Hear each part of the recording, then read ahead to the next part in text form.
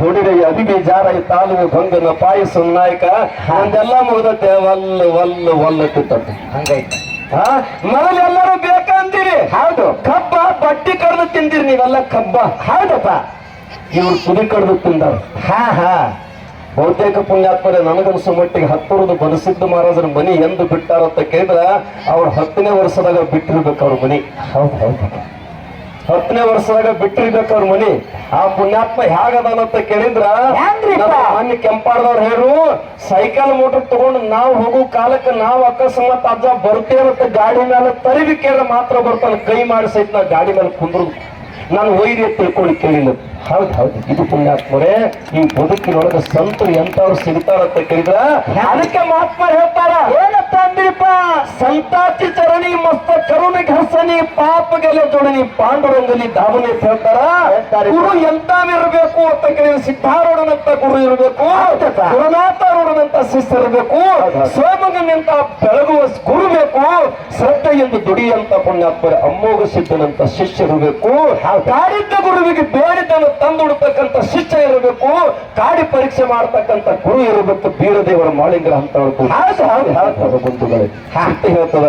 ಆದ್ರೆ ಈಗ ನಮ್ದು ಹಂಗಿಲ್ರಿ. ನಮಗೆ ಹೆಂಗ್ರಿ ಈಗ ಎಲ್ಲಾರು ಗುರುಗಳಾಗ್ಲಕ್ಕ ಓಡಾಡ್ತೀವಿ, ಶಿಶು ಮಕ್ಕಳಾಗವ್ರು ಯಾರು ಇಲ್ಲ, ಯಾರು ಇಲ್ರಿಪ್ಪ. ಆದ್ರೆ ಆ ಗುರುವಿನ ಏನ್ ಐತೆ ಅಂತಕ್ಕಂಥ ನಮಗೇನು ಗೊತ್ತಿಲ್ಲಾಗಿತ್ತಿ. ಆದ್ರೆ ಪುಣ್ಯಾತ್ಮರ ಸದ್ಗುರು ಮಧುಗೊಂಡೇಶ್ವರ ಹೇಳ್ತಿದ್ದ ಅದು ಆದ್ರೆ ಸಾಧು ಮಾತಲ್ಲ, ಸಾಧನ ಕಲಿಬೇಕಂತ ಸಾಧನ. ಹೌದೌದು. ಸಾಧನ ಕಲಿಬೇಕತ್ತ. ಒಬ್ಬ ಯಾವ ಪುಣ್ಯಾತ್ಮ ಮನ್ಯಾಗ ಮದುವೆ ಹೊಸದಾಗಿ ಆಗಿತ್ತ. ಆ ಹೊಸದಾಗಿ ಮದುವೆ ಆದ ಬಳಿಕ ಹೇಳ್ತಿ ಏನಾರು ಒಂದು ಕೊಡ ನೀರು ತಗೊಂಬ ಅಂದ್ರೆ ಸಾಧು ಹಾಕನತ್ತಿದತ್ತ. ಹೌದು. ಒಂದು ಕೊಡ ನೀರ್ ಹೇಳ ಸಾಧು ಹಾಕನತ್ತಿದತ್ತ. ಅವಾಗ್ರಿಪ್ಪ ಇಲ್ಲ ಏನೇನ್ ಬಿಡ್ತಾನೆ ಕೊಟ್ಟು ಬಿಡ್ಪ ಅವ್ನು ಸಮಾಧಾನ ಮಾಡಲ್ಲ.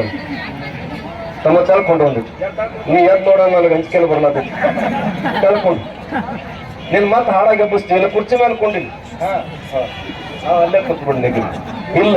ಯಾಕಂದ್ರೆ ನಗೆ ಮುಖ ಸಂತ ತಿಳ್ಕೊಂಡು ಹಿಂದೆ ಶರಣ ತಿಳ್ಕೊಂಡು ಬಸವಣ್ಣವ್ರ ಕಾಲಕ್ಕೆ ಇರ್ತಿದ್ರು ಹಂಗ ಪುಣ್ಯಾತ್ಮರೇ. ಯಾಕಂದ್ರೆ ಅಂತ ವೃತ್ತಕ್ಕ ದೇವ್ರು ಇರ್ತಾರತ್ತ. ನಾವೆಲ್ಲ ಮಂದಿ ರೊಕ್ಕ ಕೊಡ್ಲಿ ರೂಪಾಯಿ ಕೊಡ್ಲಿ ಹೌದಲ್ಲೇ ನಾವು ಕುಳಿತಿರ್ದೆ ಅವ್ ಒಳಗೆ ತನ್ನ ಆನಂದದಾಗ ತಾನು ಕುಳಿತಿರ್ತಾರೆ. ಅದಕ್ಕೆ ಹುಚ್ಚನ್ಬಾರ್ದು. ಹೌದು. ಯಾಕಂದ್ರೆ ದೇವ್ರು ಯಾರ ಸ್ವರೂಪದಾಗ ಬರ್ತಾರಂತ ಗೊತ್ತಿಲ್ಲ. ಪುಣ್ಯಾತ್ಮ ಬಾಗಲಕೋಟೆ ಲಡ್ಡು ಮತ್ತೆ ಜಗತ್ತು ಹುಚ್ಚಂದು ಬಿಟ್ರು ಹಂಗಾರಿ ಪುಣ್ಯಾತ್ಮರೇ ಅವ್ ಯಾರ ಮನಿಯೊಳಗೆ ಪಾಲಿರ್ತಾನ ಅವ್ ಧನ್ಯ ಆಗುತ್ತಿದ್ದ. ಇದೇ 101 ಧರ್ಮರ ಕಟ್ಟಿ ಮೇಲೆ ಕೂತು ಧರ್ಮ ಊಟ ಮಾಡೋ ಕಾಲಕ್ಕೆ ಬಟ್ಟಲು ಹೊಡೆಯಾಗ ಪುಣ್ಯಾತ್ಮರ ಅಮಂಗಲ ರೂಪ ಜಲ್ಲ ಸೋರದು ನೋಡಿ ಹೊರಗೆ ಹಾಕಿಬಿಟ್ಟು ಅದೇ ಪುಣ್ಯಾತ್ಮರ ಅಮ್ಮೋಗಿಸಿದ ಆಶೀರ್ವಾದ ಮಾಡಿದ. ಕಲ್ಲೂರು ಕಡಿಮಠದಾಗ ಜಗತ್ತನ್ನೇನು ನುಡಿ ಕೇಳಿ ಧನ್ಯ ಆಗ್ತದೆ ಹೋಗ ಮಗನ ತಿಳ್ಕೊಂಡು ಆಶೀರ್ವಾದ ಮಾಡ್ತಾನೆ.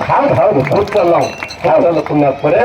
ಅದಕ್ಕೆ ಸಿದ್ಧಾರೂಢ ಹೇಳತ್ತ ಈ ಹುಚ್ಚಲ್ಲಪ್ಪ ಹುಚ್ಚ ಹಿಡಿದಾರು ಬಿಡಿಸ್ಲಿಕ್ಕೆ ಬಂದು ಗಚ್ಚು ಗುರುವುದೇ ತಿಳ್ಕೊಂಡು ಸಿದ್ಧಾರೂಢ ಪಾದಿಗೆ ಬೀಳ್ತಾರೆ. ಹೌದು. ಅದಕ್ಕ ಒಂದು ಕೊಡ ನೀರು ತಗೊಂಡು ಬಂದ್ರೆ ಸಾಧು ಆಗತ್ತಿತ್ತು. ಸಾಧು ಒಂದ್ ದಿವ್ಸ ಪುಣ್ಯಾತ್ಮರು 1 ವರ್ಷ 2 ವರ್ಷ ಹೋಯ್ತು.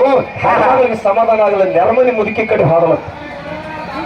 ಹೌದಪ್ಪ ಎಲ್ಲಾರು ಕೇಳಕತ್ತಿರಲಿಲ್ಲ ನಮ್ ಕಡೆ.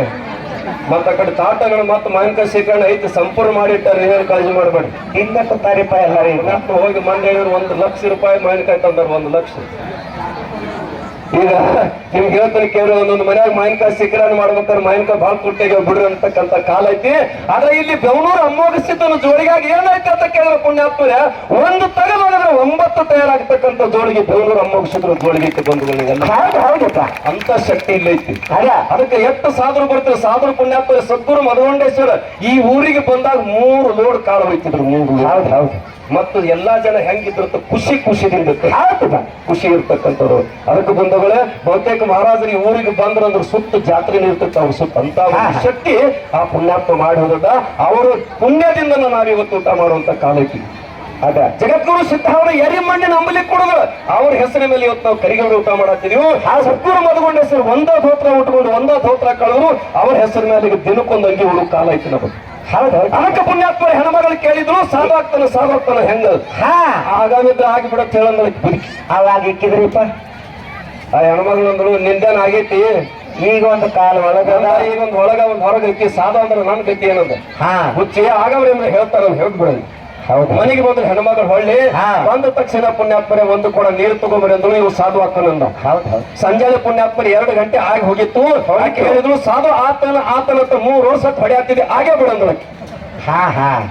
ಅವಾಗ ಏನ ಯಾವಾಗ ಒಳಗೆ ಹೋಮ್ ಮಿನಿಸ್ಟರ್ ಆರ್ಡರ್ ಬಂದು ಬಿಡ್ತು ಇವ್ ನಿದ್ರಲಕ್ ಮೇಲಿಲ್ಲ. ಮತ್ತೆ ಅಕಸ್ಮಾತ್ ನಿತ್ಯ ಹೆಂಡತಿಗೆ ಸೋತಂಗ ಆಗ್ತದೆ. ಸೋತಿರಿಲ್ಲ ಹೆಂಡತಿಗೆಲ್ಲರೂ ಹೆಂಗ್ರಿ ಸರ್ ಹೆಂಡತಿಗೆ ಸೋತವ್ರ ಎಷ್ಟು ಮಂದಿ ಇದ್ರಿ ಕೈ ಮಾಡ್ರಿ, ಹೆಂಡತಿನ ಗೆದ್ದವ್ರ ಎಷ್ಟು ಮಂದಿ ಕೈ ಮಾಡ್ರಿ. ಕೈ ಮಾಡಿ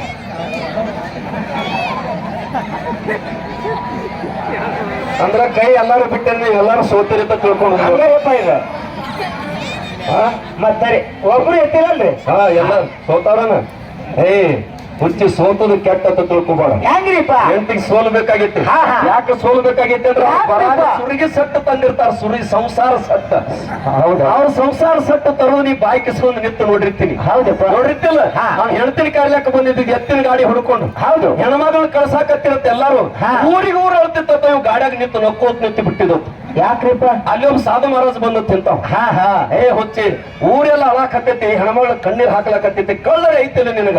ಹಾ ಯಾಕ್ರಿ ಸಾಧನ ಗಾಡಿ ಹಾಕೋತಾವ ಗಬ್ರು ನಿಮಗೇನ್ ತಿಳಿದೈತೆ ಅಂದ್ರು. ಅಲ್ಲೋ ಊರಿಗೆ ಊರು ಅಳ್ಳಾಕತ್ತೈತಿ, ಹೆಣ್ಮಗಳು ತವ್ರ ಮನೆ ಬಿಟ್ಟು ಗಂಡನ ಮನೆಗೆ ಹೊಂಟಲು. ಹಂಗ ಕೋಣೆ ನಂಗೆ ನಕ್ಕೋತಿದ್ದಿ, ಜರ ಕಳ್ಳೈತಿಲ್ಲ ಅಂತ ಕೇಳಿದಾಗ ಆ ಗಾಡಿಯಾಗ ನಿಂತು ಗಬ್ರು ನಿನ್ನಂತ ಹೇಳಿದತ್ತ. ಏನಂತಂದ್ರಿಪ್ಪ ಈಗೇನು ಅಳ್ಳಾಕೆ ಆಕಿದ್ ಇದೋ ಅಳುದು ಕೊನೆ ಐತಿ, ನಾ ಏನೀಗ ನಗಲತ್ತಿಲ್ಲ, ನಂದು ಇಂದಿಗೆ ಕೊನೆ ಐತಿ ಎಂದು ಮನೆ ಹೋಗ್ತಾಳ ಅಂದಿಗೆ ನಂದು ಅಳುದು ಐತಿ, ಆಕೆ ನಗುದೈತಿ, ಅದಕ್ಕೆ ಈಗ ನಕ್ಕು ಮುಗಿಸ್ಕೊಳಕತ್ತೀನಿ ಅಂತ. ಹೌದೌದೌದು ಹೌದು ನೋಡು ಮಂದಿ ಚಪ್ಪಾಳೆ ಹೊಡಿತಾರ ನನ್ನ ಐತೆ ನೋಡ. ಅದಕ್ಕೆ ಬಂದವರೇ ಪುಣ್ಯಾತ್ಮರ ಸಂಸಾರ ಹೆಂಡತಿಗೆ ಸೋಲೋದಾಕತ್ತಿತ್ತು, ಹೋಗಿಬಿಟ್ಟು ಮಠಕ್ಕೆ ಬಂದ್ಬಿಟ್ಟ.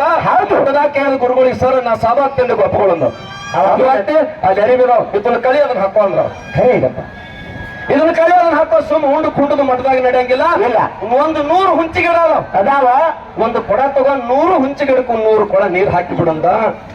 ಅದೇ ನೀರು ಸಲುವಾಗಿ ನಾ ಸಾಧು ಆಗಿದ್ದೆ.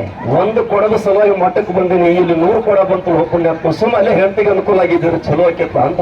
ಹೌದು ಹೌದು ಕಾತ ಹಿಡಿತ್ರಿ. ಹಾ ಹಾ ಊಟಕ್ರಿ ಎಂದವ್ ಏನಂತಾನ್ರಿ ಊಟಕ್ಕಲ್ಲಿ ಗಿಡದಾಗ ತಪ್ಪಲೈತಿ, ಬೇವಿನ ತಪ್ಪಲ ಅಲ್ಲಿ ಕಲಿಗಲ್ಲ ಕುಡಿ ಮತ್ತು ರಸ ಮಾಡಿ ಕುಟ್ಟು ಕುಡಿದು ಬಿಡಂದ್ರು. ಅಲ್ರಿ ದನ ಸೈತುಗಳ ಸಾಧಾರಣ ಪಂಚಾಮೃತ ತೊಳ್ತಾರಂడి. ಕಂತಿ ಭಿಕ್ಷ ಬೇಡಿ ತಂದು ತಿಂದದ ಮೋಕ್ಷಕ್ಕೆ ಸಾಧನ ತಿಳ್ಕೊಂಡು ಹಿಂದೂ ಮುನಿಗಳು ಹೇಳ್ಯಾರ. ಪುಣ್ಯಪ್ಪ ಹಿಂದೂ ಮುನಿಗಳು ಹೇಳ್ಯಾರ. ಆದ್ರೆ ಈಗ ಹಂಗಿಲ್ಲ. ಈಗ ಹೆಂಗದಪ್ಪ ಆಗ ಪುಣ್ಯಾತ್ಮರ ಒಂದ ಗುರುಗಳು ನೀವು ಮರಿವಿ ನೀವು ತಗೋರಿ, ಏನೇನಾಗುತ್ತೆ ಹೆಂಡತಿ ಕಾಲು ಬಿದ್ರೆ ನಂದೇನು ಮರ್ಯಾದೆ ಹೋಗೋದ್ರ ಒಳಗೆ ಮನ್ಯಾಗ ಬೀಳ್ತಾನೆ, ಕರೀನ ಹೊರಗೆ ಉಪವಾಸ ಇದೆ, ನನ್ನ ಕೈಲಿ ನೆಗೋದಲ್ಲ, ನಾ ಮನೆಗೆ ಹೋಗ್ತಾನಂತ. ಅವಾಗ ಎಲ್ಲಿಗೆ ಬರ್ತಾರೆ ಹೋಗಾದ್ರೆ ಹೋಗಂದ್ರು. ಹೌದು ಆದ್ರೆ ಹೊರಗೆ ಹೆಂಡತಿಗೆ ಸೋತೆ ಹೆಂಗ್ ಹೋಗೋದು ತಿಳ್ಕೊಂಡು ಒಳಗೆ ಅಭಿಮಾನ ಕಾಡಕತ್ತಿತ್ತು. ಅವಾಗ ಪುಣ್ಯಾತ್ಮ ಹೆಂಡತಿ ಕುಳ್ಳು ಬಿಡಿ ಹಾಕತ್ತಿರು. ಹೌದೌದು ಆ ಎಮ್ಮೆ ಮೈಕೋತ್ತು ಮಠದ ದಂಡಿಗೆ ಬಂದಿತ್ತು. ಆ ವಿಚಾರ ಮಾಡಿದ ನಮ್ಮ ಮನೆಗೆ ಹೋಗಲಿಕ್ಕೆ ಇದೊಂದು ಪಕ್ಕ ಸಾಧನ ಐತಂದ. ಸಾಧನ ಐತಂದ ಹೋಗಿ ಎಮ್ಮೆ ಬಾಲ ಹಿಡಿದ್ ನೋಡ್ರಿ. ಎಮ್ಮೆ ಬಾಲ ಯಾವ ಒಂದ್ ಹಿಡಿದು ತಿಳ್ಕೊಂಡು ಎಮ್ಮೆ ಟಂಗ ಹಾರ್ಲಕತ್ತು. ಈ ಮತ್ತ ನಾ ಹೊಲ್ಲತ್ತನು ಮತ್ತೆ ಒಯ್ಯಾಕ್ ಹತ್ತಿದಿಲ್ಲ, ನಾ ಮನೆಗೆ ಬರೋದು ಹೊಲ್ಲತ್ತನು ಮತ್ತೆ ಒಯ್ಯಾಕ್ ಹತ್ತಿದೆ ತಿಳ್ಕೊಂಡಿವಿ. ಯಾರಿಗೆ ಹೋಯ್ತಿದ ಎಮ್ಮೆ ಹಂಗ ತಗೊಂಡು ಹೋಯ್ತಿ, ಹೆಂಡತಿ ಮುಂದೆ ಹೋಯ್ತದ ಎಮ್ಮೆನು. ಅವಾಗ್ರಿಪ್ಪ ಏನು ಕೊಳ್ಳ ಬಡಿದು ಬಿಟ್ಟು ಹೇಳು ಪುಣ್ಯಾತ್ಮ, ನೀ ಎಷ್ಟು ಸಾಧು ಆತಿ ನನ್ಗೆ ಗೊತ್ತೈತಿ. ಕಮ್ಮಗೆ ಬಸವಣ್ಣ ಹೇಳ್ಯಾನ, ಸತಿಪತಿ ಒಂದಾದ ಭಕ್ತಿ ಹಿತವಾಗಿರ್ಬೋದು ಹೇಳ್ಯಾರ. ಹಂಗ ಸಂಸಾರ ಮಾಡೋನು ಬಂದು ಬಿಡಿ, ಯಾಕೆ ಗದ್ದಲಕ್ಕೆ ಬಿದ್ದಿ ತಿಳ್ಕೊಂಡು ಹೇಳತ್ತ.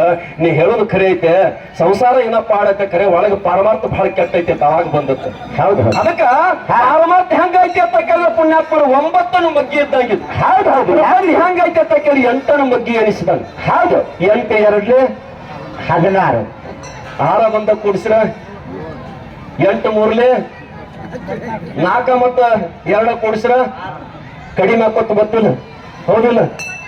9 2 ಎಷ್ಟ್ರಿ?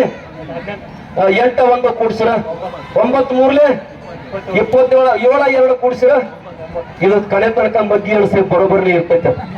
ಬರೋಬ್ಬರಿ ಅದಕ್ಕೆ ನಮ್ಮ ಹೌದಾಪ ಹೇಳಿ ನಾವು